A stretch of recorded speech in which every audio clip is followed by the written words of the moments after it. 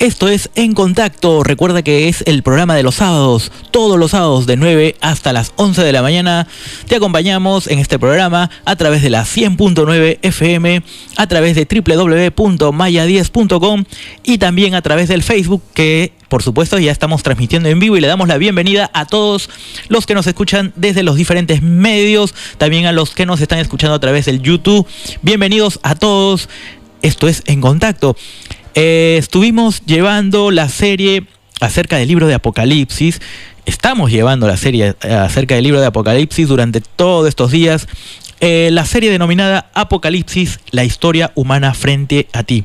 Es lo que estamos llevando. Y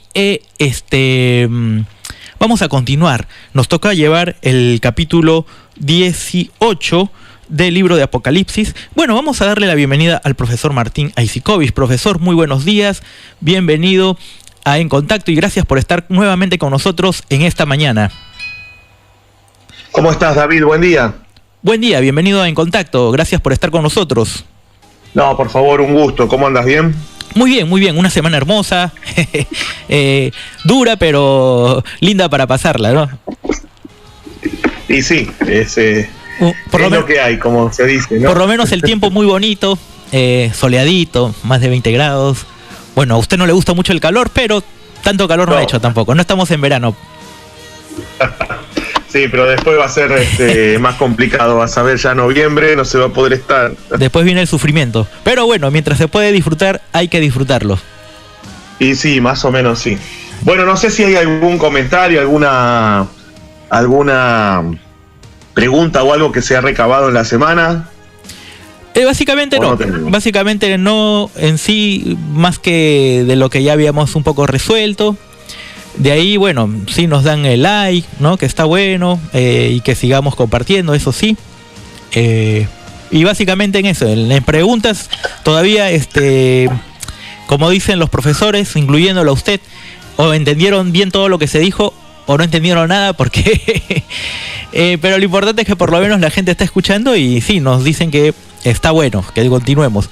También nos gustaría, a propósito, que hagan sus preguntas, porque esto enriquece no solamente el programa, sino el momento de poder escuchar y añadir más cosas, quizá que se pudiera dar, ¿no? En base a las preguntas. Sí, sería lo ideal. Lo que pasa que también, bueno, hay que ver, digamos, la gente por ahí tiene cierta timidez en preguntar, y es como vos decís, o entendieron todo o no se entendió nada. Bueno, yo creo que no, que se habrá entendido. O sea, trato de hacerlo lo más ameno y lo más sencillo posible. Estos son temas que en realidad, cuando se trabajan a nivel seminario, universidad, son temas que requieren el mismo tipo de análisis. No es que hay cambios, no es que se baja el nivel de las cosas en relación a los conceptos, pero sí llevan, digamos, un estudio mucho más abarcativo. Digamos que lo que tratamos de hacer acá es bajarlo ya casi, como se diría, cocinado, ¿no? Como para que se pueda entender primariamente aquello que la Biblia está planteando. Tengamos en cuenta que estamos trabajando con un libro que tiene 2000 años, ¿no? Y más. O sea que en realidad no es fácil meternos en la historia sin ver que hay cosas que nos exceden. Lo que nos excede en realidad, y esto creo que lo podés también comentar vos ahora, y seguramente te das cuenta también del tema, es que a veces los prejuicios en relación a las doctrinas o en relación a donde uno asiste, a veces esos prejuicios o esas interpretaciones están por encima de lo que el texto en sí está planteando. O sea, como que en realidad la gente a veces piensa más en el qué dirán si digo, o qué dirán si saben qué, que lo que realmente piensan acerca de la Biblia. Pero creo que estamos en una época en la cual no hay que tener ese temor. Uno es libre de poder elegir, de poder pensar, de poder evaluar. y también todo suma y ayuda cuando uno quiere conocer más las cosas, ¿no? O sea, no tenemos por qué cerrarnos y decir, bueno, esto está mal, no se puede ver, no se puede escuchar, no tiene relación con el lugar a donde yo asisto, por lo tanto lo dejo de lado. Creo que hay que ser abierto. Yo, por ejemplo, en casa tengo versiones bíblicas de casi todas las de las que usan la mayoría de las denominaciones, y si hago un estudio o tengo que explicar algo, puedo usar tanto la Reina Valera como la NBI, como la de Jerusalén, la de las Américas, Dios habla hoy, o la traducción del Nuevo Mundo, la versión que usa la Iglesia de Jesucristo, llamada comúnmente la Iglesia mormona, que está basada en la versión de King James del siglo XVI. No tiene nada que ver eso. Creo que enriquece más que generar una separación, ¿sí? O sea, eso creo que es importante, porque a veces, más que nada, quizás, no sé, quienes dirigen las cosas piensan que si la feligresía o los hermanos estudian tal o cual cosa van a cambiar de idea. Yo creo que no, al contrario. Si son buenos líderes y son abiertos y enseñan, lo que más van a querer, el buen líder lo que más quiere es que las personas que lo siguen sean personas capacitadas, que se preparen. Y bueno, creo que ahí es donde uno tiene que pensar que una persona capacitada es mucho mejor en una feligresía, en una congregación, que una persona que no. Porque una persona que no estudia, que no repasa nada de lo que se ha estudiado, que no busca de alguna manera conocer más las cosas, bueno, es como una planta, ¿no? Aunque las plantas en realidad no son como pensamos. Las plantas tienen vida, crecen, realizan la fotosíntesis, están en plena actividad. La savia va y viene por esos vasos leñosos que tienen las plantas internamente, o sea que no están quietas, ¿no? En realidad el término sería piedra. Es ser como una piedra, pero no como esa roca sobre la cual se fundó la iglesia, sino una piedra al lado del camino que pasa desapercibida, ¿no? Creo que eso es lo que puede ocurrir. O que a veces estorba. Claro, que a veces estorba, ¿viste? Y que eso impide que otros puedan lograr también una mejora, un cambio, ¿no? Creo que es importante tener en cuenta eso. Jesús, como maestro, digamos, como rabino, en ningún momento pretendió que sus discípulos y sus seguidores queden en la ignorancia, queden en la, digamos, en la anomia, o sea, sin ley, sin reglas. Al contrario, siempre uno lo puede leer y de alguna manera introdujo a los discípulos, que luego fueron apóstoles, en un mundo nuevo, ¿no? Y les mostró un mundo nuevo, sin que por eso se olvide lo que habían vivido, porque dijo: si la justicia de ustedes no es mayor que la de los fariseos, no entrarán en el reino. O sea que los fariseos, que son criticados, como era la costumbre, en ese momento hablar de como hoy en día estamos entre los políticos, que se pueden hablar de una u otra manera.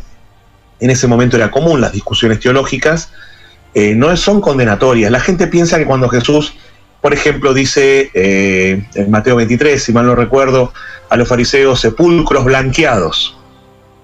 Uy, mirá, los fariseos eran lo peor que había. No, era un insulto, entre comillas, común. Era como decirle hoy día a una persona: vos parece que estás muerto, en realidad en vida.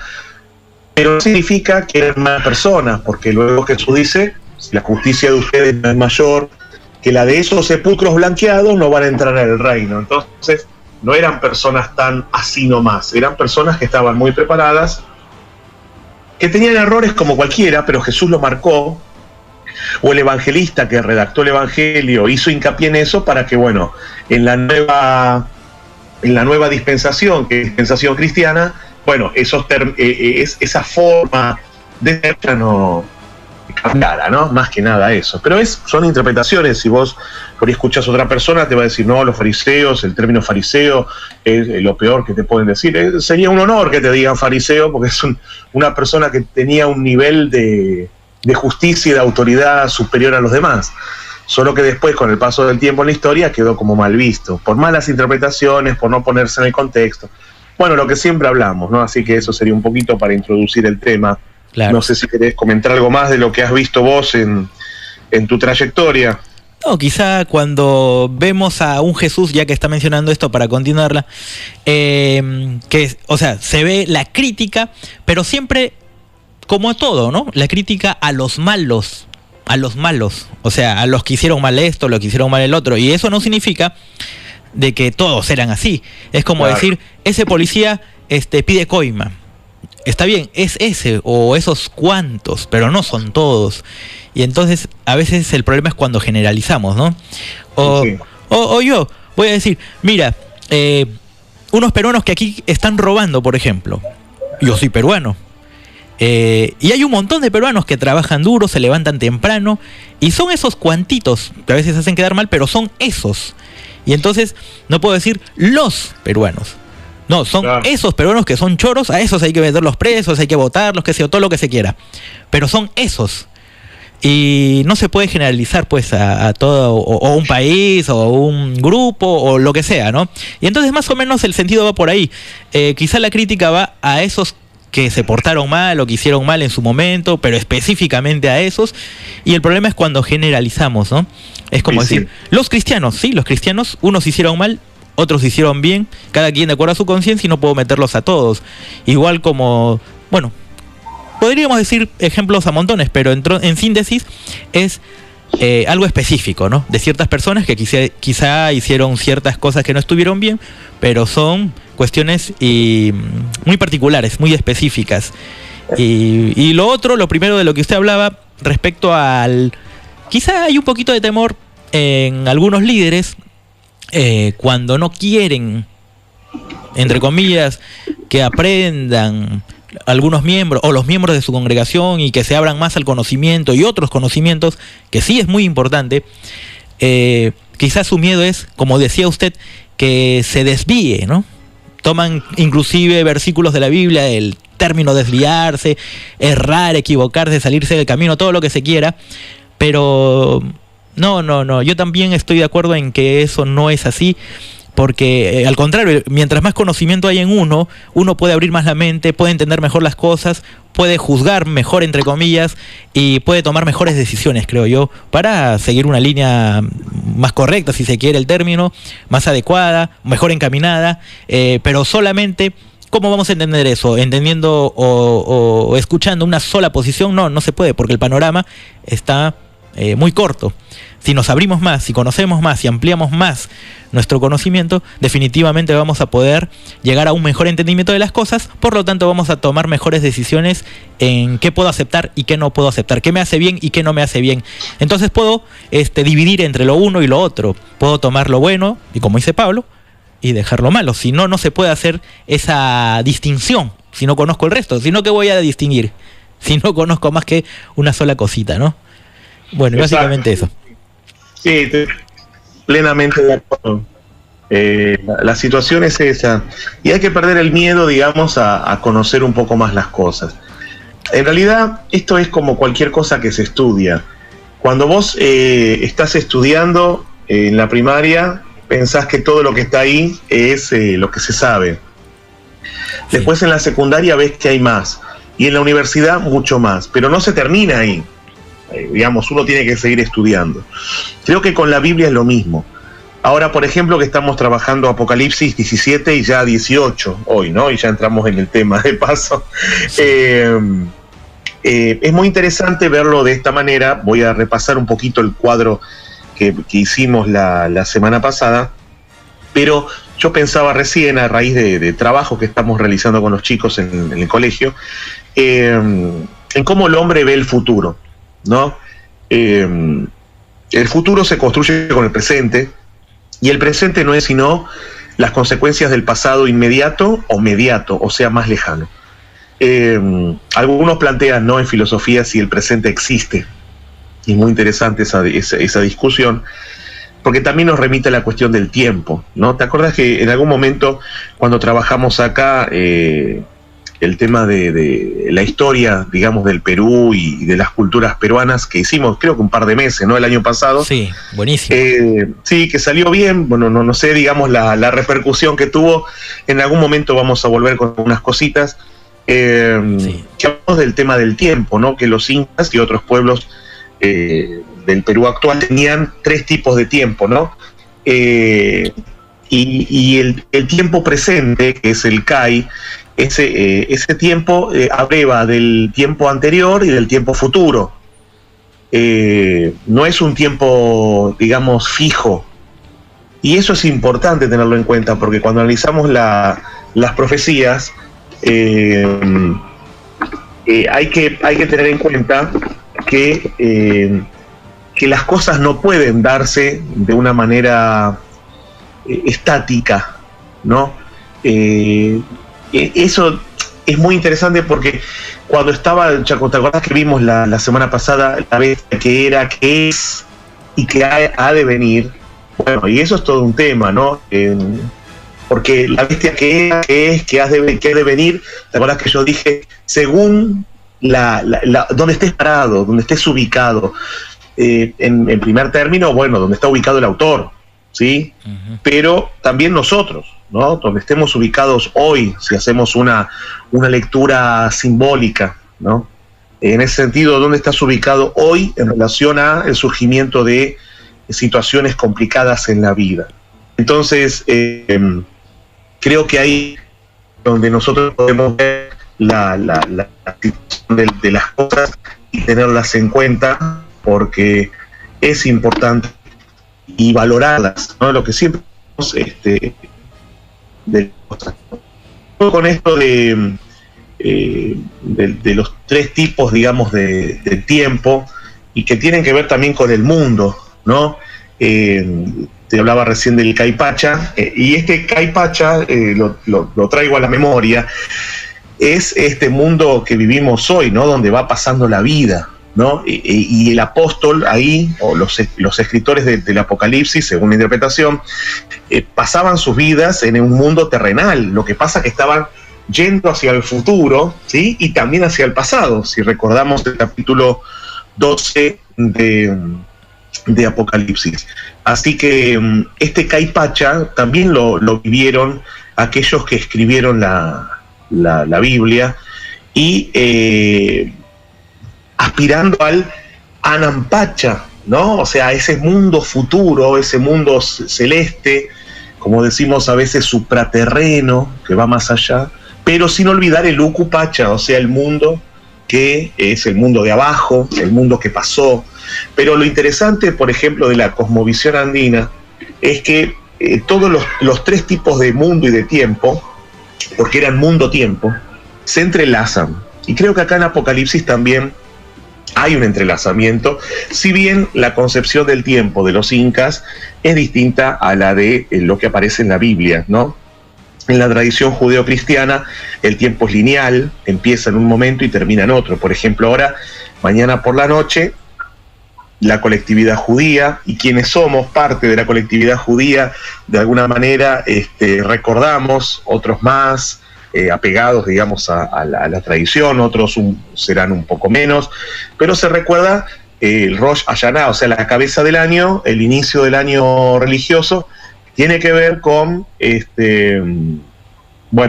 la creación del primer hombre, ¿no? El primer ser humano, Adán y Javá, Adán y Eva. Bueno. Y ahí arranca todo, ¿no? Y hasta el final de los tiempos, que será con la concepción judía, la era mesiánica, ¿no?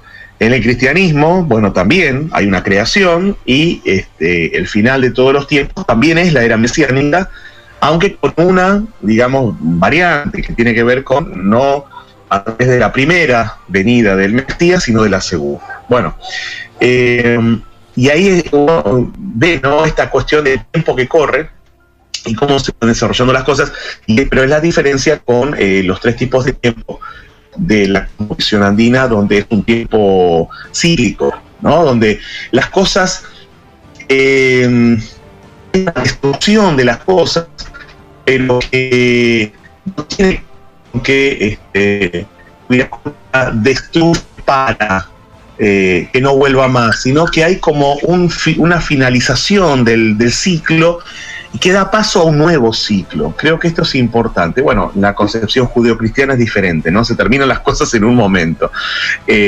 Por eso para los incas el fin de un ciclo fue la llegada de Pizarro y compañía en el siglo XVI, y ahí se inicia otro ciclo, ¿no? Que vaya a saber uno cuándo va a terminar, pero bueno, ahí se empezó otra realidad, ¿no?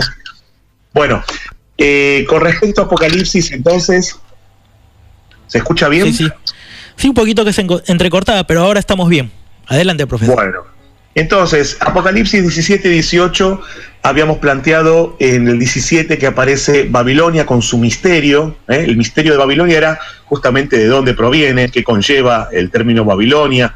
Explicamos por qué se tomó el nombre Babilonia y no se tomó Medo-Persia, ni siquiera Asiria. Lo que pasa es que Babilonia entronca en la historia del pueblo de Israel, porque es la que se lleva a la tribu de Judá, de la cual vendría el Mesías, con lo cual Babilonia en este punto es más relevante que Asiria, siendo que Asiria se llevó muchos más, miles seguramente de personas a la esclavitud.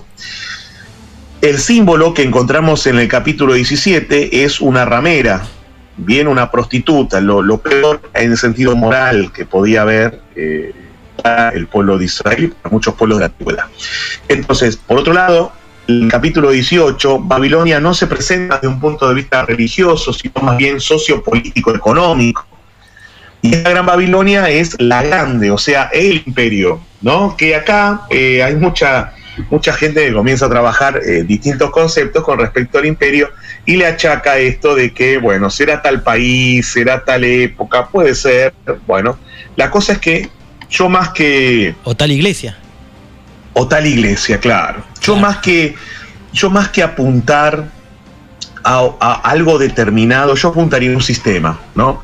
Para mí, mejor hablar de sistema, de una idea macro, a lo grande, en el sentido de que creo que no estamos en un punto para señalar con el dedo a nadie, ni enjuiciar a nadie, justamente por lo que hablamos también antes, de que no podemos meter, como se dice en criollo, no sé si en Perú también se dice, a todos en la misma bolsa. Claro, sí. No sé si en Perú se usa el término así. Sí. Sí, en la misma bolsa o en el mismo saco.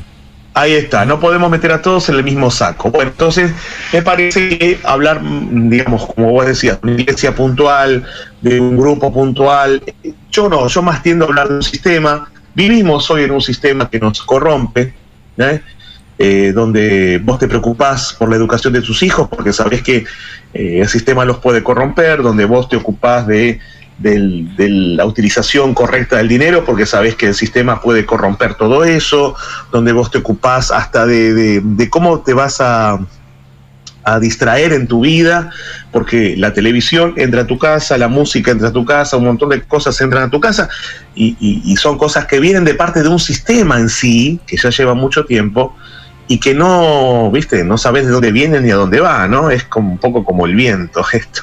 Bien. En cambio, el símbolo de Apocalipsis 18 no es una ramera, sino una gran ciudad. El término ciudad acá podría para nosotros ser ambiguo, porque decir una ciudad material, si vamos en relación a lo que es un sistema, más que una ciudad, es un asiento de poder. Hoy día con la globalización está en todos lados, o sea que está todo el mundo comprometido. En el capítulo 17, Babilonia se identifica con el Imperio Romano, bien, que no es ilógico en relación a lo que venimos comentando, de que es el Imperio Romano contra quien se está escribiendo el libro de Apocalipsis.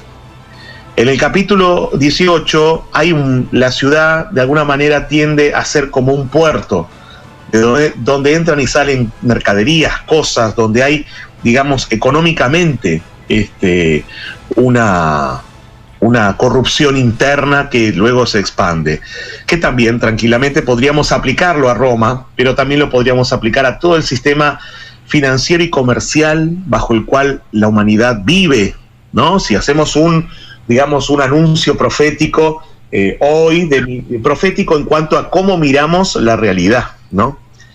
En el capítulo 17, Babilonia es ramera, como vimos, pero también es madre, ¿sí? y es una mujer, con toda lamentablemente la carga que el pensamiento antiguo cargaba, valga la redundancia, sobre la mujer. O sea, se utilizó lamentablemente, digamos, hoy el género femenino para identificar lo peor que pudo haber para los cristianos en la historia en su momento, en el siglo I, o luego para la humanidad toda.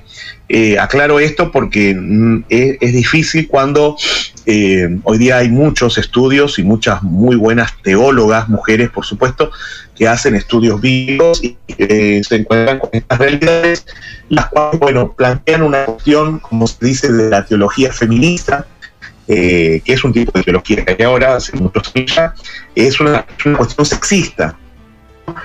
No vamos a entrar en el tema porque es para todo un seminario. Es muy interesante porque la mujer en la Biblia es vista de una manera muy distinta de la que hoy se ve. Así todo, me acuerdo, siempre uno escucha o en los seminarios o en las iglesias que uno ha recorrido, ha visto, ha estado, o en otros cultos, ¿no? También. Bueno, pero por ejemplo, cuando los israelitas iban a entrar en Canaán, una mujer los ayudó. ¿Quién era? Rahab, la ramera. O sea, viste, esa cosa. Y entonces te dicen, no, pero a pesar de ser prostituta, ayudó y fue salvada. O sea, echamos esa carga, esa tinta, lamentablemente, sobre las mujeres. Lo mismo que, por ejemplo, en el denominado Antiguo Testamento o Primera Alianza, cuando no se podía tener hijos, ¿de quién era la culpa? De la mujer, por supuesto. De la mujer, o sea, Sara era estéril, después maldecidas. Isabel, maldecidas por eso. Claro, no era el hombre, ¿viste? No era que Abraham tenía un montón de años y ya no podía tener hijos, no, era la mujer. Entonces, no jalaba. Viene el milagro. Esa es una carga, sí, podríamos considerarla hoy desde nuestra visión del siglo XXI sexista, pero tengamos en cuenta que la Biblia fue escrita hace 2500 años, donde si yo utilizo el un Leben, que es en término alemán, para hablar de pongo en el lugar y analizo desde el lugar que estaba viviendo, que esto es antropológico, el Sitzungsleben, bueno, no puedo criticarlos, porque era la costumbre, lamentablemente, ¿no? Está bien, no se habla de en el capítulo de 17 y 18 de Apocalipsis, de un hombre que sea de tal cosa. Lamentablemente no.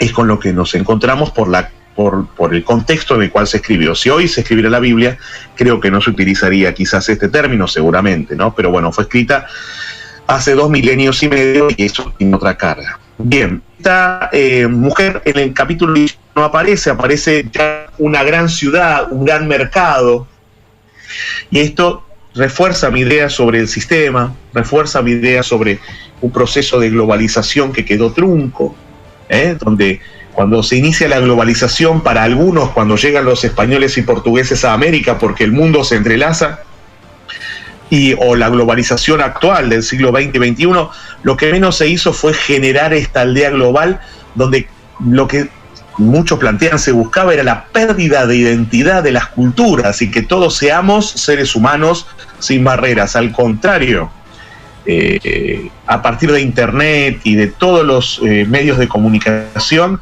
lo que más hizo el mundo fue cerrarse, y vos vas a encontrar hoy culturas mucho más cerradas, y fruto de eso es el terrorismo fundamentalista. ISIS en el siglo XX no hubiera aparecido, apareció en el XXI con todo lo que implica la fiereza que actuaron y que actúan en un mundo donde supuestamente no debería haber un fundamentalismo tal. Bueno, entonces esta gran ciudad-mercado, este mundo interconectado, no ha dado resultado todavía. En el capítulo 17, Babilonia es culpable del sincretismo religioso. Para los cristianos del siglo I esto era atroz, mezclar culturas, mezclar religiones, y al verdadero Dios y a Jesucristo, que era, digamos, el Salvador que consideraba. Por otro lado, en el 18 se culpa, digamos, a esta arrogancia humana y la búsqueda de mayor poder, que viene a ser como esta acumulación de riquezas que no para, una codicia que no para. En capítulo 17 Babilonia finalmente es destruida por sus propios poderes. Esto me trae a colación, de alguna manera, los pueblos que vivían cercanos a Roma, que finalmente la van a destruir. Roma no fue destruida en el siglo I, sino en el siglo V, pero ya esto comenzó en el siglo III, cuando las tribus o pueblos bárbaros, como se les llamaba, bárbaros porque los romanos, cuando los escuchaban hablar en latín, pensaban que se les trababa la lengua y sonaba así, ¿no? Y los cargaban porque los germanos, los alemanes o los que venían de la actual Polonia, Rusia, Ucrania, no podían hablar bien el latín. Entonces quedó el término bárbaro. Que eran muchos pueblos, más de 10, ¿sí? Burgundios, ostrogodos, visigodos, alamanes, hunos, pictos desde el norte, desde Inglaterra, bueno, un montón de pueblos que finalmente cayeron sobre Roma, destruyéndola cuando ya la Roma era cristiana, a partir del siglo IV fue cristiana, la Roma occidental, la de Constantinopla cayó va a caer en el siglo XV. Y en el capítulo 18 de Babilonia es finalmente destruida, pero se le achaca a Dios la destrucción. Se le achaca, digo, porque la gente habrá pensado qué es lo que pasó. Éramos todos cristianos y resulta que se vino abajo el imperio igual, ¿no? Y otros habrán dicho, bueno, es la condenación, ¿no? Un poquito esto de que... Esto le pasó a San Agustín, pobre, que San Agustín, que era un filósofo maniqueo, después voy a explicar bien este tema, es una secta que no era cristiana, una secta para iniciados, digamos, para que se entienda bien, no eran sectas filosóficas. Después se convierte y veía que Roma era lo peor que existía. Identificaba a Roma, digamos, con el capítulo 17. Pero después, cuando llegan los bárbaros y destruyen Roma, él escribe de Civitate Dei, que es la ciudad de Dios, donde él habla de la verdadera ciudad y la falsa ciudad, pero no habla de la verdadera ciudad en términos de decir, bueno, a ver, era la Roma del siglo I, o la Roma del siglo II, o la Roma cristiana, no, es la ciudad celestial, ¿no? Esta ciudad perfecta, y ahora vienen estos y la destruyen. O sea, San Agustín piensa en eso, no es que piensa en contra de la Roma imperial.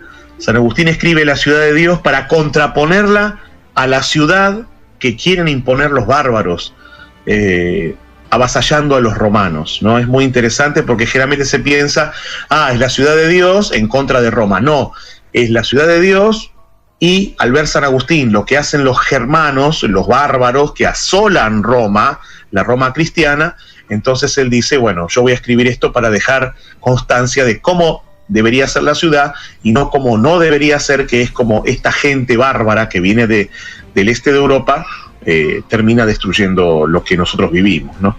Es interesante eso. Así que bueno, en el capítulo 18 es destruida repentinamente, por así decirlo, Roma por Dios mismo, o sea que a causa de la corrupción se termina todo. No fue la interpretación de San Agustín, en parte, porque San Agustín también vivió y se dio cuenta, digamos, de lo que estaba pasando en su ciudad, y que también, ¿no? Bueno, hay corrupción y las cosas pueden terminar mal, pero, por ejemplo, vuelvo a San Agustín, él escribe en contra de estos paganos que llegan, digamos, y van a saquear Roma y van a destruir todo, ¿no? O sea que bueno, San Agustín vivió una etapa complicada, que para él, de alguna manera, estas palabras del Apocalipsis seguramente tenían sentido, y eso que él no vio todo lo que vino después. Así que bueno, es interesante esto para aplicarlo. Así que bueno, cerraríamos con esto de tener en cuenta que el capítulo 17 y 18 ya es la finalización, digamos, de lo que los cristianos consideraban era lo peor que había, que era Babilonia. Babilonia como sistema, Babilonia como un poder opresivo. Ellos esperaban que fuera en el siglo I, no pasó, vino después, pero bueno, ahí está lo profético, ¿no? Que de alguna manera en el cristianismo, quienes interpretan esto entienden que la profecía no es una evidencia, sino que es una lectura de los tiempos. Y hay que tomarlo de esa manera, en principio, para que la exégesis sea sana, digamos, y no esté contaminada por cuestiones pasionales, denominacionales o sectarias, ¿no? Bueno, hasta acá entonces estamos con esta parte del Apocalipsis, porque el capítulo 19, que veremos la semana que viene, es el capítulo del triunfo. Vamos a hacer toda una reseña, los primeros minutos de todo lo que hemos visto. Vamos a establecer capítulos que se enlazan en una dirección, capítulos que se enlazan en otra dirección. Por ejemplo, tenemos dos que analizamos hoy, que van de la mano. Y luego el capítulo 19, que es ya el triunfo, digamos, de lo que esperaban los cristianos, que es el triunfo de la iglesia, ¿no? Sobre la destrucción que se le quiso imponer al cristianismo por parte del imperio. Perfecto. Muy bien, profesor. Muy bueno. Podemos referirnos quizá más entonces a un sistema, porque estaríamos hablando de una manera general, ¿no? O sea, lo que usted mencionaba, hablar de un sistema en sí, más que de un país, una organización directamente, o un grupo, como lo decíamos, religioso específicamente, que mucho, como se suele decir, se ha cargado tinta sobre la Iglesia Católica, por ejemplo, o sobre otros grupos. Mucho, por ejemplo, cuando se hacen ciertas cosas diferentes, enseñanzas distintas a los de un grupo, se los ataca de herejes, se los ataca hasta de diabólicos y de todo, y a veces sin ver el panorama, como decíamos al principio, de una manera más amplia, ¿no? Se suele condenar. Así que creo que hoy podríamos sacar eso, ¿no? El no juzgar directamente a personas o grupos, sino más bien poder ver quizá el sistema o la forma de vida en que se pueda llevar, si se quiere aplicar de manera personal a uno mismo. Ahí está, hiciste perfecta la reflexión, David. Me parece que hoy te tocó a vos y está bien, porque es así, ¿no? Cuando la religión divide más que unir, ahí hay un problema y hay que hacer una revisión de uno mismo. Es un problema, lamentablemente es un problema que vivimos todavía en el siglo XXI, donde lo bueno que ha traído la globalización, para mí, es justamente esto, ¿no? Yo puedo mantenerme en mi postura, pero por lo menos tengo que conocer al otro, porque antes, cuando no se buscaba conocer a los demás, o se los quemó en una hoguera, o se los torturó, o se los fusiló, o se los exilió, o se los dejó de hablar. Entonces, para no caer en eso de nuevo, de un bando y del otro, porque, como bien decías vos, se habla mal de la Iglesia Católica sin un fundamento determinado, porque vamos a encontrar gente que dice, sí, porque los millones de muertos durante la Inquisición no fueron millones. La Inquisición fue un proceso histórico que es analizado desde la historia laica, digamos. Hay muchos autores que se dedican a esto. Yo me acuerdo cuando estuve en el profesorado, tenía un profesor que nos pidió la lectura sobre este tema, y leímos a un autor de apellido Benazar, que hablaba muy bien sobre el tema, pero si vos después leías algún escritor pasional de alguna denominación cristiana, era un análisis muy, muy, muy fatuo, o sea que no tenía sentido. En cambio, vos lees a Benazar con los 4 tiempos de la Inquisición y entendés por qué existió esto, a qué se denomina Inquisición, qué pasaba, qué no pasaba, qué pasó realmente, por ejemplo en América. Pero también hubo una Inquisición del lado protestante, que nunca se habla esto, sí, ¿no? La Inquisición protestante a partir de Martín Lutero en adelante. Bueno, o sea que, como dice, ¿no? El que esté libre, que tire la piedra. ¿Quién puede tirar la piedra? Bueno, Jesús, María, José y algunos más, porque el rey David no sé si puede tirar la piedra, pobre, ¿no? Creo. Si estaría. Entonces, ahí es donde, más allá de la broma que no viene mal, ¿no? Uno dice estos chistes sanos, pero creo que es importante tener en cuenta eso para valorarlo, ¿no? Porque es importante que no lo olvidemos, porque cuando se olvida, después, caemos en esto, caemos en rivalidades, y la verdad que no puede haber rivalidades hoy día en relación a estas cosas, no estamos para eso, estamos para sumar, no para restar, más teniendo en cuenta aparte que por ahí tenemos hijos, hijas, sobrinos, nietos, lo que sea, y tenemos que dejarles un mundo mejor de lo que hemos recibido. Creo que el mundo no está mejor de lo que yo lo recibí. A mí me parece que el mundo está peor. Pero bueno, espero para mi hijo y los que vengan que la cosa quede mejor. Pero bueno, eso lo veremos, no estaremos presentes. Si nos atenemos, por ejemplo, a la visión futurista, ¿no? A partir, por ejemplo, no sé si te gusta el género, pero a mí me gusta, de la ciencia ficción, vamos a ver mundos que nos presentan bastante truculentos, diversos, pero para mal.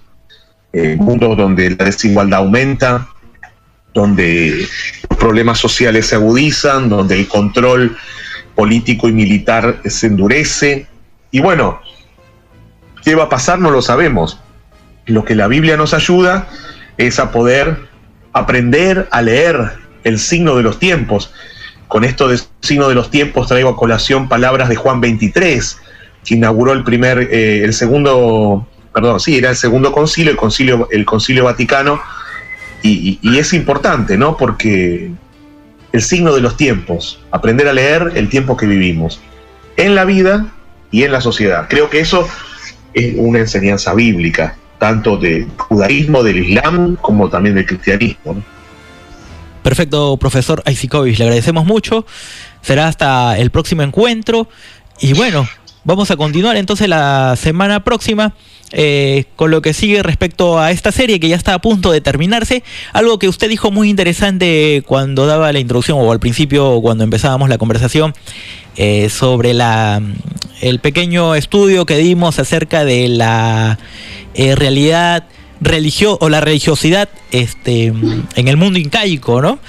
Que justo yo estaba pensando, y lo pienso mucho siempre, no estaría mal darle una vuelta, un repaso, porque de verdad que fue bastante interesante para poder compartir con la gente que por ahí recién se prendió, los oyentes nuevos, con gente que de a poco se ha ido sumando, porque el poder ver, como decíamos, nuestra historia, nuestro pasado, nos ayuda a vernos a nosotros mismos y a entendernos ahora, profesor. Sí, seguro. No, es muy interesante. Estaba pensando mientras hablabas ahora en la Puerta del Sol, ¿no? En Bolivia, declarada Patrimonio Histórico de la Humanidad, y que justamente los incas construyen, digamos, también su cultura, sobre las culturas que estaban en la zona altoperuana, en la actual Bolivia, y toman también de las culturas antiguas, como hemos visto, y eso es muy importante tenerlo en cuenta también, porque ningún pueblo es único. Ahí te das cuenta cómo los pueblos se entrelazaron, y cómo, por ejemplo, los incas tomaron, ¿no?, de la Puerta del Sol, de la cultura tiwanaku, como vimos, su cultura también, y esta Puerta del Sol, o sea, la puerta al más allá, ¿no? Una puerta que se para, hay que ver qué encontrar, ¿no? Y este sol que, bueno, es muy importante para las culturas antiguas, pero que también lo fue para las culturas orientales, ¿no? Por ejemplo, los egipcios tomaban al sol como punto de partida de su cultura, Akenatón, por ejemplo. Y esto también es muy interesante para considerarlo, porque el sol también implicó una suerte de monoteísmo para los pueblos antiguos, que después de mucha elaboración, el monoteísmo se hizo cristiano, ¿no? Entonces, bueno, es muy interesante y lo vamos a poder trabajar sin ningún problema, seguro. Ahí sí me gustaría poder, ¿no?, que haya gente que participe, que pregunte, que aporte, porque es una cultura que no tiene que morir, al contrario, tiene que seguir viviendo. Yo lo hablo con los chicos, con los estudiantes que tengo, ¿no?, como para que eso no se pierda y lo valoren plenamente, ¿no?, para que lo tengan muy en cuenta. Muy bien, profesor, muchísimas gracias. En el día de hoy será hasta el próximo encuentro. Bueno, David, un saludo a vos, tu familia y a la audiencia.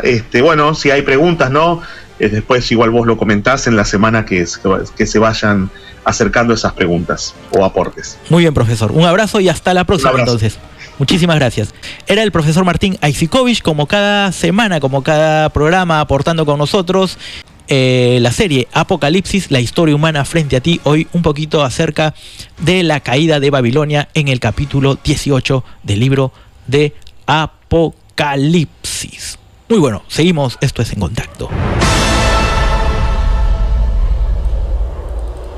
No te muevas, una breve pausa y nosotros seguimos con más.